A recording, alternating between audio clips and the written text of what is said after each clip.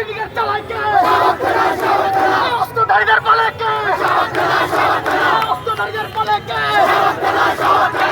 Syndicate চালায় কে? খুনি কেন?